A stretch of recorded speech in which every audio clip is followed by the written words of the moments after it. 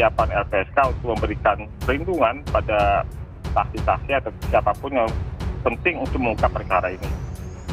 Kemudian pada hari berikutnya di hari Rabu, kami juga bertemu dengan Pak Dirjen Ferdi Sambo, dan secara langsung Pak Dirjen juga menyampaikan dia meminta supaya LPSK berikan perlindungan kepada istrinya. Dan kemudian juga di hari Rabu itu kami bertemu dengan Baradae. Ya, kami wawancara Baradae. Di hari Kamis kami sudah terima permohonannya baik dari Ibu P, maupun kuasa hukumnya maupun Baradae, yang kemudian kami tindak lanjuti pada hari Sabtu lalu. Kami bertemu dengan Baradae kembali dari Ibu P, dan kami mendalami keterangan dari Baradae. Sementara dari Ibu P, sejauh ini kami belum bisa mendapatkan keterangan karena masih dalam keadaan terguncang. Tentang dugaan tindak pidana, pembunuhan terencana, sebagaimana dimaksud pasal 340 KUH pidana, junto pembunuhan, sebagaimana dimaksud pasal 338 KUH pidana, junto penganiayaan yang menyebabkan matinya orang lain, junto pasal 351 dan 3 KUH pidana. Kemudian dugaan pencurian dan atau penggelapan handphone sebagaimana dimaksud 362 KUH pidana, junto pasal 372, 374 KUH pidana. Kemudian dugaan tindak pidana meretas dan atau melakukan penyadapan, yaitu tindak pidana telekomunikasi. Kami memeriksa beberapa elemen yang memang diwajibkan oleh undang-undang. Pertama, kami memeriksa sifat penting keterangan. Apakah pemohon ini memiliki sifat penting keterangan yang mengungkap suatu perkara? Ya tentu fakta-fakta yang disampaikan harus sesuatu yang memang sesungguhnya terjadi. Dan kemudian yang kami juga akan dalami adalah apakah para pemohon ini memiliki ancaman, tingkat ancaman keselamatan jiwa. Yang lain juga akan kami dalami dari peristiwa pidana yang terjadi, apakah ada kondisi medis psikologis yang membutuhkan penanganan. Kalau ada, kami punya mekanisme untuk melakukan asesmen medis psikologis yang kemudian akan dirujuk untuk melakukan tindakan lanjutan untuk layanan perlindungannya. Termasuk juga kami mendalami soal track record atau background atau latar belakang dari pemohon. Pengakuan Baradae kepada LPSK. Portal Islam.id.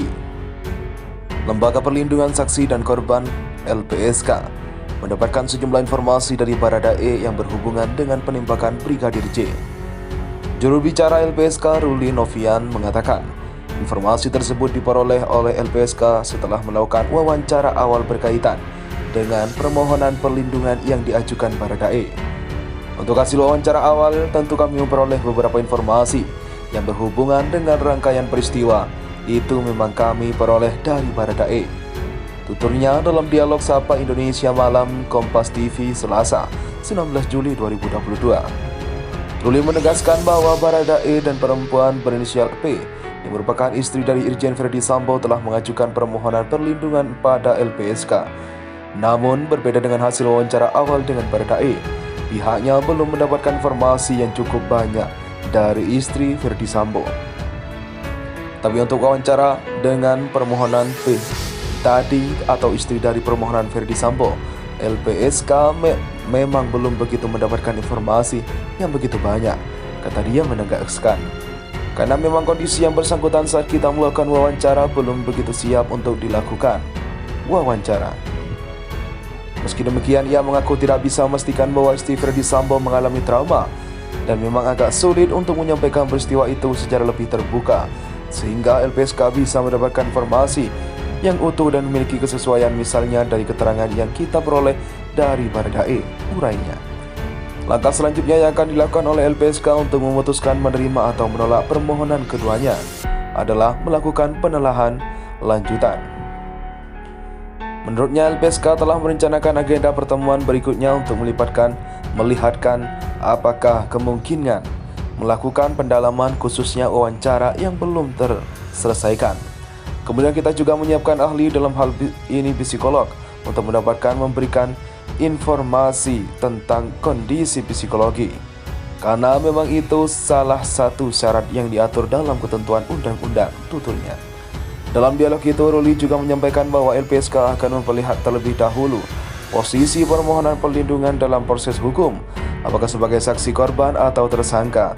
Pertama, kita lihat dulu proses hukumnya. Proses hukum ini menempatkan mereka berposisi sebagai apa?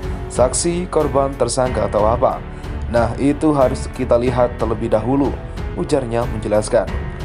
Menurut Ruli, setidaknya ada 4 syarat yang harus dipenuhi secara material untuk mendapatkan perlindungan dari LPSK. Pertama, penting atau tidak keterangan mereka dalam proses penegakan hukum. Kemudian, adakah ancaman yang nyata atau secara fisik mengancam keselamatan jiwa. Kemudian ada juga rekam jejak, dan terakhir adanya hasil analisis tentang kondisi medis dan psikologis dari yang bersangkutan, kata dia memberikan keterangan. Segala data yang diperoleh dari penyelesaian tim LPSK nantinya akan disampaikan pada pimpinan LPSK.